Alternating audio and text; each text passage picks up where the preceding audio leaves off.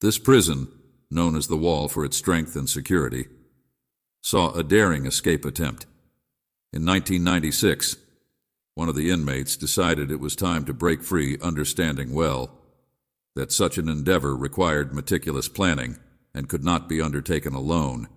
He rallied 6 of his fellow prisoners, forming a team with a diverse set of skills, ready to face the numerous challenges and obstacles that would undoubtedly arise during their escape in the final phase of their plan.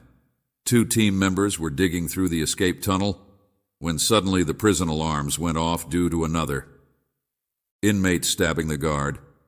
This incident threw the prison into an emergency state, with guards methodically securing prisoners back into their cells. The pressing question was how these 2 would manage to exit the tunnel undetected under such high security.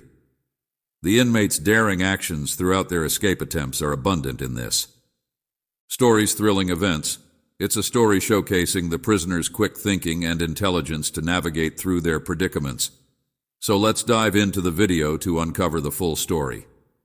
This prison, known as the Western Penitentiary, is located in Pittsburgh, Pennsylvania, and stands as one of the oldest correctional facilities in both America and the world. It was constructed in 1882 and closed its doors in 2005, marking a remarkable 123 years of operation. At the time of its inauguration in 1882, it was considered one of the most modern and advanced prisons. It was established with the noble intention of reforming the inmates who entered its walls. However, as over a century passed, it transformed into a place that could only be described as hellish, much like many other American prisons at that time. Known for its formidable security, this prison earned the nickname the Wall because, throughout its more than a century of existence, not a single prisoner managed to escape from its confines. Its exterior resembled a fortified castle with massive walls made entirely of cement and solid stone. Reinforced with iron and deemed impenetrable, these walls extended 3 miles underground. Inside the prison was further secured with multiple internal gates at every cell block and section, complemented by numerous external watchtowers and security systems. One of the inmates, a man named Nuno Pontus, was no ordinary criminal. He was incarcerated for his expertise as a safe cracker specializing in safes and vaults, whether it was robbing stores, offices, or even homes. Nuno utilized his skills to crack open safes, break them, or open them by some means to steal the contents within. Additionally, he fancied playing Robin Hood, distributing the stolen goods among his family, neighbors, and friends who were poor or in difficult situations. However, the lion's share was always kept to himself, allowing him to indulge in luxury cars, dine at the most expensive restaurants, and visit extravagant places throughout his life. Nuno found himself behind bars multiple times, and in 1992, he was sentenced to 15 years in the Western Penitentiary, or the Wall. Nuno observed the prison condition worsening day by day. The facility was overcrowded, housing inmates well beyond its capacity, and violence among the prisoners escalated. He sometimes witnessed inmates stabbing each other for the most trivial reasons, with some even dying in front of him. Seeing the situation deteriorate to such an extent, Nuno felt he had reached a point where escaping from this place became a necessity. He spent a long time searching for the right opportunity and knew he needed other accommodations to help him with the operation. Finally, in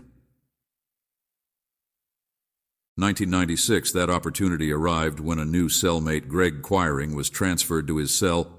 The 2 quickly got to know each other and became friends, sharing many commonalities and similar personalities. Nuno felt he could trust Greg. Thus, one day they sat down, and Nuno opened up about the escape plan. Greg was immediately enthusiastic and agreed to join. Together they brainstormed various escape methods.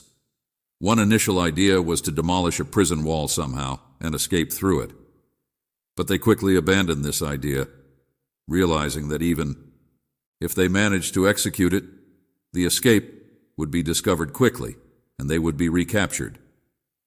Another idea was to escape via the construction trucks or vehicles transporting building materials, as the prison was always under maintenance. However, the prison administration was. Vigilant about this possibility, conducting head counts before any truck left the prison to ensure all inmates were accounted for, thus escaping by truck, was deemed impossible and dismissed. Their third idea was the classic approach of digging an underground tunnel. The only issue was that throughout the prison's history, many inmates had attempted to escape by tunneling, but none had succeeded. They were always discovered, or something went wrong. So Nuno had to think of a way to dig a tunnel and avoid the mistakes made by previous inmates, so they decided to go for this option. The first thing they needed was a third partner with experience in tunneling, as neither he nor Gray had the necessary expertise for this task. Here comes the role of a prisoner named Kevin Billingsley, who was serving a 40-year sentence for various charges including thefts and armed assaults. Kevin had the expertise Nuno needed. He was a skilled digger and an excavator from his previous work in mining. Kevin had also contemplated escaping, but was unsure of where to start, where to dig the tunnel, and where it should lead. That's when Nuno stepped in, persuading him to join their team. Nuno assured him that he would handle the logistics of where to start digging and where to emerge, while Kevin's main responsibility would be to leave the actual digging process. Thus, Kevin also agreed to join the group. Now, Nuno's task now was to pinpoint the digging location. Within the vast prison, to determine the optimal spot, he needed to explore the prison and its various areas and buildings which required him to secure a job inside the prison. Prisons often have a system for employing inmates, so Nuno needed a job that would allow him to roam different parts of the prison and scout its layout and facilities. The best position he found that could provide him with this apport opportunity was in maintenance, a role overseen by the prison engineer. The engineer's office was responsible for the upkeep of plumbing, drainage systems, electrical connections, and ventilation, meaning work. Extended across all prison areas and sections, moreover, the engineer's office contained all the prison's blueprints, including every building and section, making it the perfect place for him to work. Indeed, Nuno managed to secure a position in the prison engineer's office, or maintenance workshop, granting him access to all maintenance issues within the prison. This role allowed him to gather extensive information on the prison's layout and division system. Of course, this information collection didn't happen overnight. It took several months. During these months, Nuno was constantly on the lookout for the perfect spot from which to start the tunnel. Fortuitously, one day, a maintenance issue arose in the prison's external warehouse. This warehouse, located just outside the prison walls, faced the street, but was still considered part of the prison. It controlled the movement of goods and items coming from outside into the prison, and sometimes served as a storage space for these items until they were needed. Within the prison, it was easier to receive and store goods, requiring less security, since it was outside the prison, this warehouse building adjoining. The prison walls and directly facing the street was known by Nuno to be the perfect exit point. If they could reach it through the tunnel, they could directly access the street from there, making it the ideal tunnel exit point, now knowing where the tunnel should end. Nuno still needed to determine the starting point, preferably as close to the warehouse as possible to minimize the tunnel's length, and once again luck was on his side, because the maintenance building in the prison, the one he worked in, which is shown in orange as you see, was directly opposite the external warehouse, which is marked in green. Therefore, the best starting point for the tunnel was the maintenance building where he worked. From here, they could dig a relatively short tunnel directly to the warehouse. But the challenge was how to dig within the same workshop without being discovered. After studying the prison's blueprints, Nuno discovered a second room within the same maintenance building. This room had a crawl space beneath it, a gap between the maintenance room's floor and the ground. To clarify, let's refer back to this blueprint. This is the external warehouse they aim to reach, and this is the maintenance building, which is divided into two sections. The section on the right is the maintenance workshop where Nuno works, and the section on the left is a room belonging to the maintenance building. This room with the crawl space beneath it is where he planned to start digging the tunnel.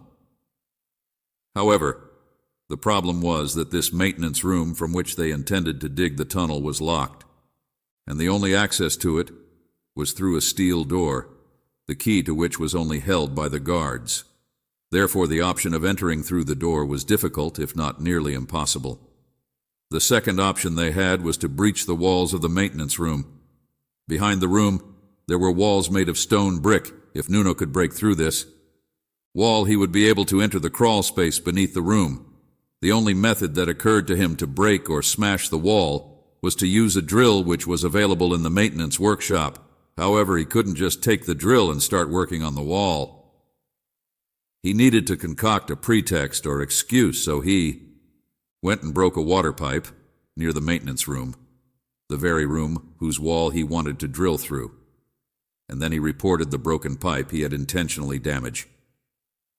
He told the maintenance engineer responsible that he could fix the pipe, and the engineer allowed him to take the necessary tools for the job.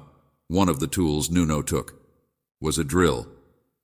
But according to prison rules, he had to be accompanied by a guard while working, meaning they wouldn't let him use dangerous tools like a drill without someone watching him. So Nuno went out with the guard and began working on the pipe. He had broken himself with the guard standing behind him in the work area. The workspace was essentially a corridor formed by two walls, and a ceiling above the wall with the broken pipe was on the right, while the wall Nuno intended to breach was on the left. So there Nuno was working on the pipe with the guard behind him. However, the guard wouldn't stay focused on him and monitor every detail of his work. In the moments when the guard was distracted or looking away, Nuno would swiftly move to the second wall and start working on it, drilling into it. Also, the guard wouldn't think much of it, assuming Nuno was just performing his work, so he wouldn't pay much attention. But unfortunately, the drill wasn't powerful enough to effectively penetrate the wall. It was making progress, but it would take an excessively long time. Surely the guard would realize something was amiss. Thus Nuno decided to abandon this entire approach. But wall was a dead end. He couldn't breach it. Now he had to reconsider the entrance he previously deemed impossible. The door to enter through the door, he would need the key. But how could he possibly get his hands on it, given that it was only held by the guards? So again, the three partners gathered to brainstorm a way to obtain a copy of the key they needed, to find a material that could help them replicate it. So they experimented with different substances that could capture an impression of the key. They tried soap, oatmeal, and finally styrofoam, the material used in packaging boxes, discovering that it could hold an excellent imprint of the key. Once they had the imprint, they could use the tools available in the maintenance workshop where Nuno worked to craft a copper replica. But before all this, how could they get an impression of the key? The plan was to wait by the maintenance room door and monitor a guard during his inspection round when the guard came to. Open the door. The last key he used would be the one they needed, positioned at the top of the key ring. Now they knew which key it was, but obviously they couldn't just snatch the key ring from the guard. That easily what Nuno did was pay two inmates to start a fight among themselves. As soon as the two inmates clashed, the guard had to intervene while the guard was occupied, breaking up the fight between the two prisoners. Nuno slipped behind him and within seconds was able to press the key into a piece of styrofoam he had with him. Nuno had expected the process to go so smoothly and easily. He managed to capture the key's imprint and move away from the guard without being noticed. After a few days, they were able to create a replica of the key from this imprint. When the key was ready, they decided to try it on the door. The trial had to be either during their work period or during their outdoor recreation time, which was limited, and when guards were scattered everywhere. Just trying the key was a risk, especially since one of the watchtowers overlooked the door. Although it was a distance away, the guard in the watchtower could see them if he looked in their direction. Not to mention the guards on the ground. Nuno and Greg went to the maintenance room door. Greg kept watch for any approaching guards, while Nuno inserted the key into the lock and attempted to turn it, however. Unfortunately, the key broke inside the lock. It was too thin and weak, and it snapped almost immediately upon turning in the lock. Now the broken piece of the key was stuck inside the lock, and Nuno and his partner didn't know what to do. They feared the guards would notice them, and if they left the broken key in the lock, the guards would discover it. During their inspection rounds, this could trigger a prison-wide emergency and ruin their entire plan, so they needed to remove the broken key from the lock, and the only way to do so was to use tools from the maintenance workshop where Nuno worked, which was close by. Nuno quickly ran from the maintenance room door to the workshop behind the building. This workshop where he worked contained many tools, but the cabinets and drawers storing these tools were locked. However, Nuno had planned for this and had copied the keys to the workshop door and the cabinets and drawers as well, allowing him to open the workshop door and take any tool he needed at any time. Nuno grabbed a pair of pliers and rushed from the workshop back to the door of the maintenance room. Quickly, he started working to extract the broken key from the lock, while Greg watched the area. After several attempts, Nuno managed to remove the broken piece of the key miraculously. All of this happened without any guards noticing them. Nuno then immediately returned the pliers to the workshop, and they quickly left the area to regroup. The first key attempt had failed, but the idea of the key itself was still viable. They still had the imprint, and all they needed to do was create a new, stronger version of the key. After a few days of work, they managed to make a new key this time. When they tried it, they were able to open the door, and finally, after all their effort, they gained access to the coveted room. Inside this room, there was a small metal gate. This gate led them to the crawl space from which they would start digging the tunnel. But before they began the digging process, Nuno came up with a clever idea aimed at distracting the guards. Nuno's idea was for him and his partners to start brewing alcohol inside the prison. The details of how they managed to produce alcohol within the confines of the prison weren't disclosed, but it seems they were able to produce significant quantities and distribute them among the inmates in the prison yard. In this way, they diverted the guards' focus, which became entirely dedicated to uncovering and stopping the brewing and distribution of alcohol, unaware that this entire operation was merely a cover for the real operation. The 3 inmates were executing digging the tunnel from underneath the maintenance room, however. As the digging operations began, challenges started to emerge. The first challenge was the guards' inspections. On one occasion, Nuno was returning to his cell after an outdoor recreation period, and there was always a guard stationed at the dormitory gate. Sometimes, this guard would search the inmates as they came back in. The guard stopped him at the door for a search. The problem was that Nuno had keys in his pocket, including the key to the maintenance room they were digging under. However, inmates working in maintenance like Nuno were allowed to carry certain keys. The concern was that the guard might notice the extra key, but to avoid raising suspicion as soon as the guard stopped him for the search, Nuno confidently handed over all his keys to the guard without trying to hide them or distract attention from them. He knew that the best way to get through this situation was to hand over the keys confidently. He essentially handed the guard the key to his freedom. Yet the guard, after finishing the search and finding nothing, returned the keys and allowed him to enter his cell as usual. But their challenges didn't end there. Their partner Greg, who shared a cell with Nuno and was responsible for distributing the homemade alcohol among the inmates, a diversion to distract the guards, got caught. The plan to distract the guards with the alcohol brewing and distribution operation backfired on them, or on Greg.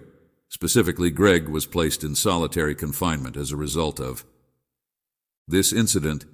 He might have been released after a while to rejoin the tunnel digging operation, but at some point Greg apparently lost his cool and attempted to attack one of the guards.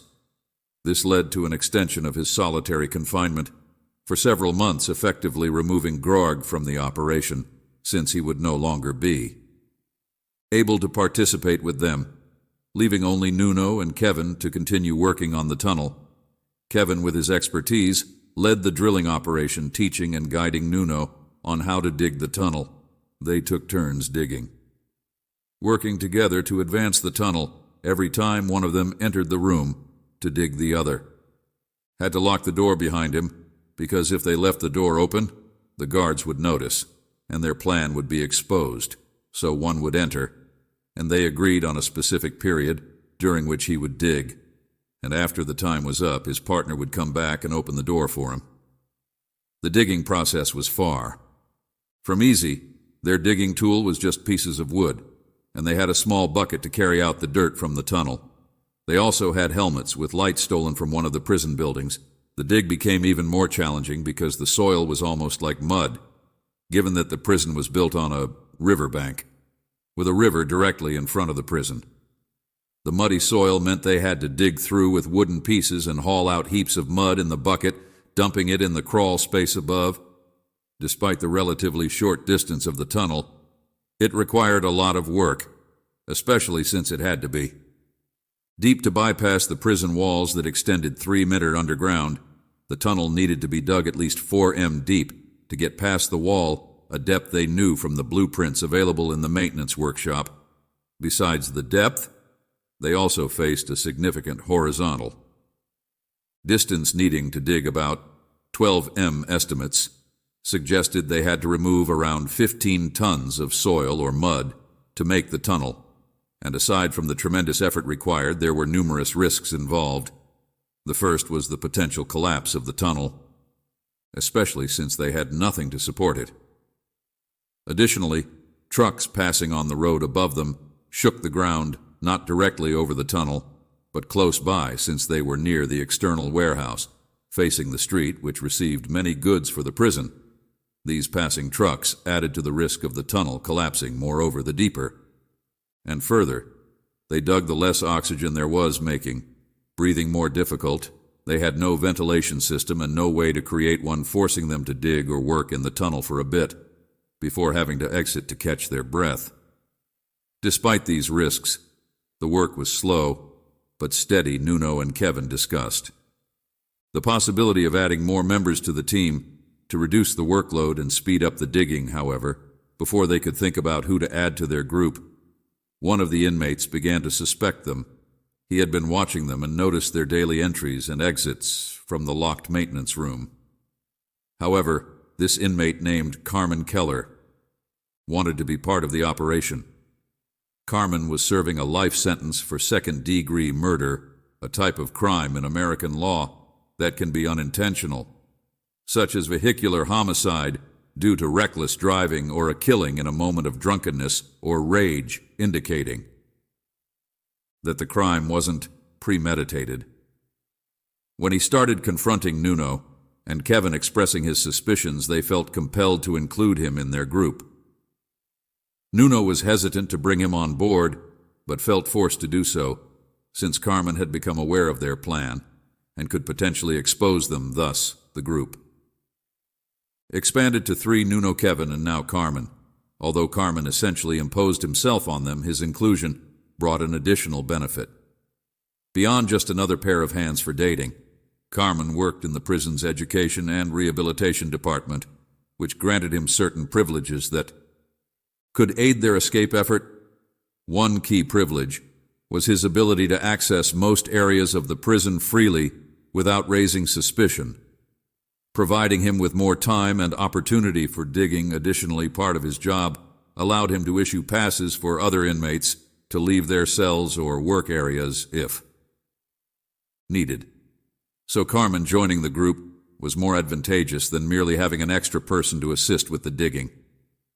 During this time, Nuno started to plan for after their escape, realizing they would need a vehicle to take them away from the prison area once they emerged from the tunnel. Unfortunately, none of them, including their associates, knew anyone outside the prison who could assist them.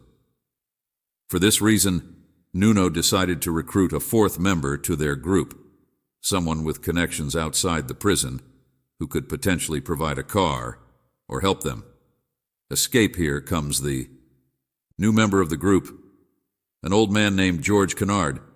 Kennard was a convicted murderer serving a life sentence and hailing from Pittsburgh, the same city where the prison was located. He had connections that could supposedly provide a car for their escape.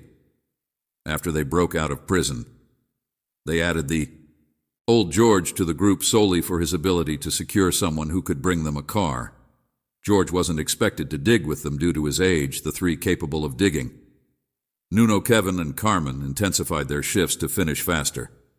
Nuno and Carmen could dig in the morning due to their work schedules and job nature, while Kevin was only able to dig during the afternoon and early evening when the inmates were out for their outdoor recreation time. After about a month of continuous work, they managed to dig to a depth of 4 m and horizontally for about 9 m, placing them directly underneath the prison wall. According to the blueprints, they were close to completing their task, but there was always the risk of being discovered at any moment. And indeed, disaster struck one day in December 1996. Nuno, along with Kevin and Carmen, went to the maintenance room. Kevin and Carmen entered to continue the digging, and Nuno closed the door behind them before heading to the prison's dining hall to eat suddenly while he was eating. The prison alarms went off, and the guards ordered all inmates to immediately return to their cells. The cause was that an inmate had stabbed two. Guards, an incident like this immediately triggered a state of emergency in the prison, requiring all inmates to return to their cells for a head count and search. The problem was that Kevin and Carmen were locked in the maintenance room digging the tunnel, while Nuno and all the other inmates were ordered to return to their cells. Nuno needed to think quickly about how to get his partners out, because if he couldn't, their plan would be exposed, resulting in increased sentences and long-term solid Millery confinement for all of them as the guards began rounding up the inmates to take them back to their cells. Nuno, standing in line to enter his dormitory, asked two inmates to start a fight, promising them a reward, while the guard was distracted from breaking up the fight. Nuno took the opportunity to slip away from the queue and ran to the maintenance room to free his friends. Nuno had no choice but to take a chance. Because the prison was in emergency mode, and there was a high, like L hood that a guard would see him, he quickly opened the maintenance room door, went straight to the crawl space, and upon reaching the tunnel entrance found Kevin and Carmen preparing to exit. Because they had heard the alarms and realized something was happening, they were almost out of the tunnel. A fortunate circumstance, since entering and exiting a tunnel of that depth and length was no easy feat. Nuno hurriedly told them they needed to leave the room. Kevin and Carmen quickly added and left the area. And fortunately, no guards were present in the vicinity. Each of the three managed to return to their cells swiftly without arousing any suspicion, miraculously avoiding the disaster that could have befallen them. This incident significantly strengthened the bond and relationship between the four inmates, motivating them to dig the tunnel faster. All members of the group became more willing to follow any instructions given by Nuno, whom they truly saw as a leader, because he didn't abandon them during a critical moment. Instead, he risked his safety to save them, and the operation, knowing that completing the tunnel was just a matter of time. Now their focus needed to shift to the post-escape plan. Old George was supposed to arrange for someone to provide a car outside the prison, but he failed to fulfill this task, even though it was his only task, as he wasn't even involved in the digging. Consequently, Nuno had to find an alternative solution. The idea that came to mind was to steal a car after escaping from prison, however. None of them had experience in this area, so they needed to find a new inmate with expertise in car theft to join them. So they added a new member, Andrew, a car thief, serving 10 years for thefts and assaults. With Andrew's inclusion, the number of group members increased too. 5. Andrew joined towards the end of the tunnel digging, but his primary role would come into play after they emerged from the tunnel. This meant he would contribute significantly to the operation and play an essential role, even if he wasn't involved in the digging. Surprisingly, Andrew wasn't the Last addition to the team, a sixth member was soon to join them. This member was another elderly man named Thomas. Thomas's inclusion in the team didn't offer any strategic benefit. Numo brought him into the fold simply because they were close friends. Thomas was an old man, suffering from deteriorating health, including significant vision problems that could potentially lead to blindness. Nuno included him out of compassion, and the rest of the team did not object seeing Nuno as their leader and trusting his decisions. This brought the group's membership to 6 as they prepared for the final stages of their escape plan. From the prison, the tunnel had reached its horizontal endo. What remained was to dig upwards to reach the floor of the external warehouse, the most challenging phase of tunnel digging, because it involved digging above oneself. A misstep could cause the soil to collapse, potentially burying the digger alive. Understandably, none of the team members were eager to undertake this risky venture. No one wanted to dig above their heads, except Nuno, who stepped forward to take on the task, solidifying his position as the leader digging. Upwards at the end of the tunnel was frost, with danger, but was expected to be quick as the soil and mud were dislodged. They would fall under the force of gravity, making it possible to remove them. With the bucket they had gradually. Nuno began to strike at the soil and mud above him, causing it to fall, and quickly managed to climb and dig through the 4 meters until the last pile of soil fell through, bringing with it a fresh gust of air, a breath of oxygen from above that made breathing easier in the time tunnel. However, the exit was not yet open. They faced the last hurdle, the warehouse's reinforced steel floor. Breaking through this barrier would be one of their most challenging tasks. To breach a reinforced concrete floor, heavy-duty tools were necessary. Nuno, aware of this, had previously made copies of the keys to the maintenance workshop, along with its cabinets and drawers full of tools. His familiarity with the workshop was crucial, as it was his workplace, but typically he wasn't permitted to access it at will, especially not to take tools for such an unauthorized purpose. Nuno entered the workshop and took a large drill and a hydraulic jack, the type used for lifting cars, along with other essential tools back to the tunnel. Together, they drilled several holes in different areas of the concrete floor, aiming to weaken it. The drill wasn't enough to break through the concrete entirely, and here the hydraulic jack came into play. They dug a spot for the jack, placed it against the concrete floor, and pressed it until it broke. The concrete crumbled under pressure, opening a hole above them. However, the steel reinforcement bars remained, requiring them to bring an electric saw from the workshop, specialized for cutting steel. Bars cutting. These bars fully opened the tunnel exit, enabling them to access the external warehouse. The room they emerged into was used for mechanical work, seldom utilized, and situated at the far end of the warehouse, away from usual worker and staff areas, making it an ideal exit point. Without raising suspicion, the exit hatch was ready, but they had to wait until the next day to escape, a risky but necessary delay. Hoping it wouldn't be discovered, the best time for escape was after dawn, as evening roll calls and locked doors prevented them from leaving their cells after evening. Carmen Keller's position in the prison's education and rehabilitation department allowed him to issue permits for them to leave their cells early. These permits were usually for specific tasks or appointments within the education department, playing a significant role in their escape plan. That night, the 6 remained in their cells, filled with anticipation and anxiety, with Nuno unable to sleep the following morning.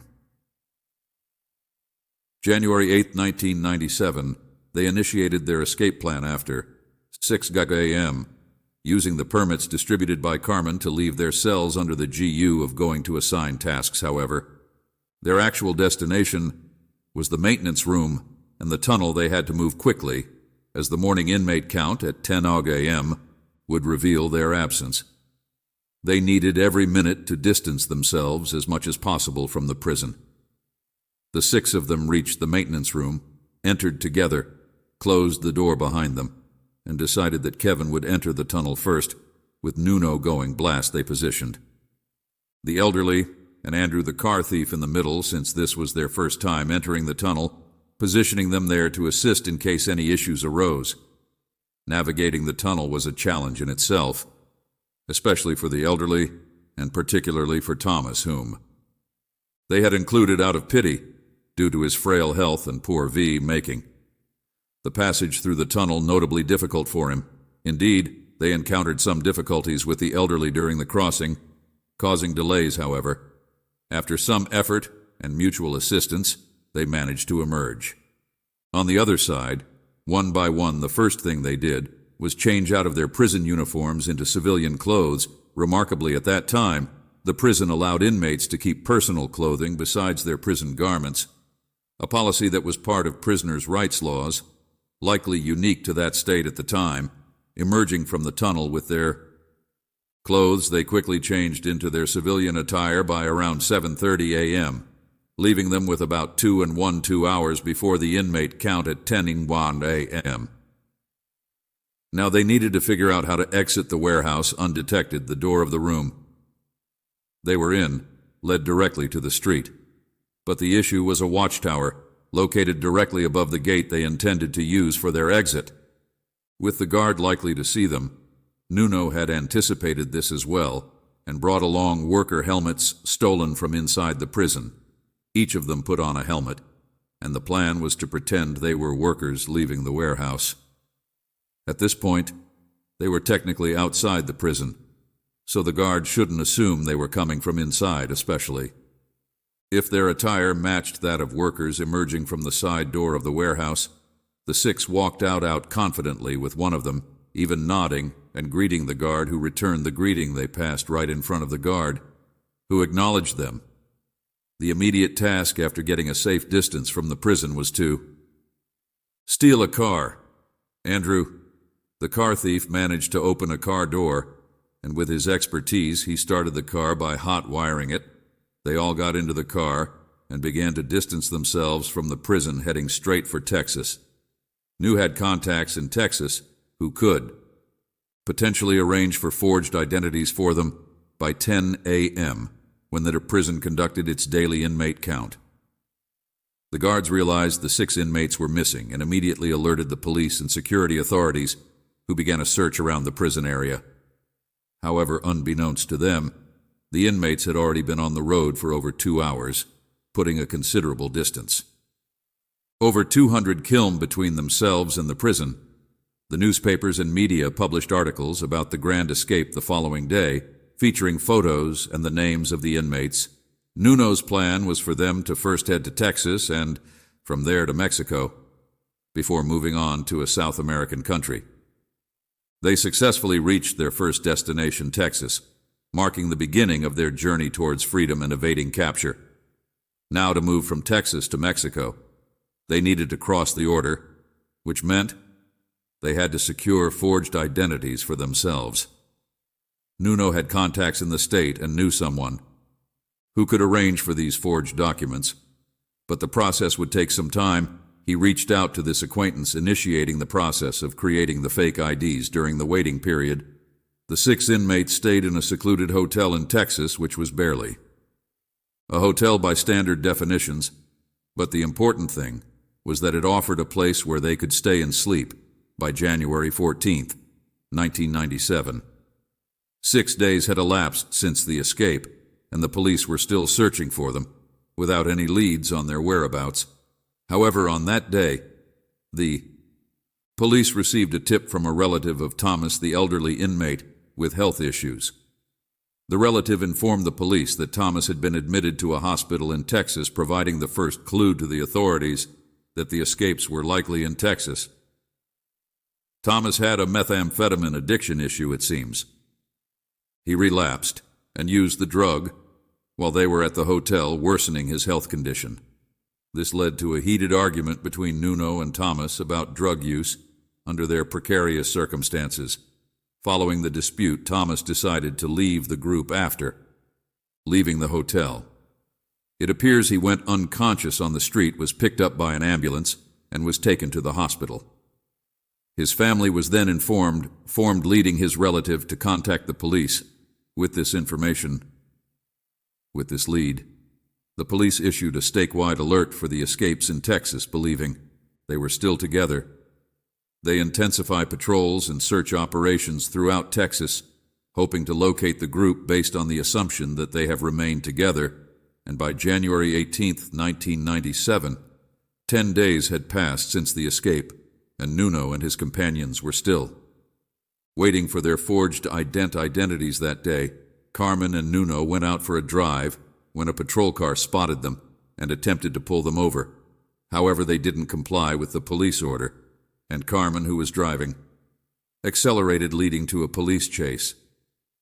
Through the streets, eventually, Carmen stopped the car near a forest, and both he and Nuno fled on foot. The police managed to catch Carmen, but Nuno successfully escaped, weaving through the trees. Nuno remained at large, hiding in the forest for 2 full days. After ensuring the police had lost his trail, he decided to return to the hotel, where he found his anxious friends waiting, unaware of the events that had unfolded.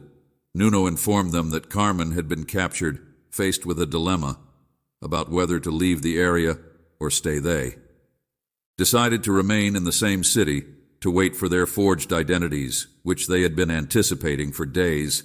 However, they planned to move to a new hotel to avoid detection, unbeknownst to them. Carmen, now in police custody, betrayed them by informing the police of their hotel location. Fortunately, by the time the police acted on Carmen's tip, the group had already moved to a new hotel, though they stayed within the same city and state of Texas, still waiting for their forged documents under pressure from the police. Carmen divulged more information, revealing the identity of the individual they were communicating with. Regarding the forged documents, he provided the police with the man's name and description, enabling them to track him down and monitor his movements closely. As this contact was preparing to deliver the forged identities, he headed to the hotel to meet Nuno and his associates. However, unaware of the police tailing him, his arrival at the new hotel led to a dramatic police and SWAT team encirclement of the premises. They stormed the hotel, entered the room where Nuno and his companions were staying, and arrested them all. Thus, the 6 inmates' adventure concluded on January 20th, 1997, after only 12 days of freedom. Despite months of planning and effort, they only enjoy a brief period of liberty before facing severe repercussions. The punishments meted out were harsher than expected, serving as a stark example of retribution, although their sentences were not significantly extended. For instance, Nuno was placed in solitary confinement for 14 years, spending 23 hours a day in his cell, with only 1 hour outside. This severe punishment was far beyond what might have been deemed appropriate. This concludes the story, a tale of meticulous planning, brief freedom, and harsh consequences. If you found this story intriguing, don't forget to like the video, subscribe to the channel. If you haven't already, activate the notification bell, and check out our previous exciting stories.